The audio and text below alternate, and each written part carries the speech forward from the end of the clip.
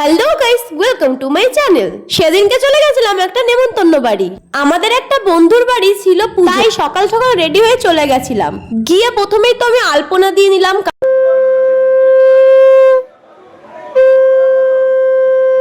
তোমরা তো দেখতেই পেলে আমার বন্ধু কি সুন্দর শঙ্খ বাজাতে জানে। আসলে ওর মা ছিল হসপিটালে আর ওর ঠাকুমা ছিল খুবই অসুস্থ। এইখানে ঠাকুমার সাথে বসে আমরা একটু গল্প করছিলাম।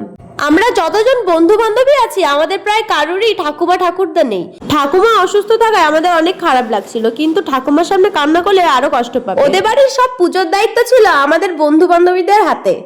আমরা সকলেই যথাসামর্থ্য চেষ্টা করেছি। পুজোর সব কাজ মিটিয়ে চলে এসেছিলাম দলদের জন্য চা বানাতে। সকলে মিলে অনেকদিন পরে এক জায়গা হয়েছিলাম, তার জন্য আমাদের তো গল্প চলবেই। এইখানে আমাদের চা করা হয়ে গেছে, তারপরে আমরা বাইরে গেছিলাম গানের দলেদের কিছু লাগবে কিনা শুনতে। তারপর আর কোনো কাজ ছিল না, তাই সবাই মিলে বসে বসে গল্প করছিলাম।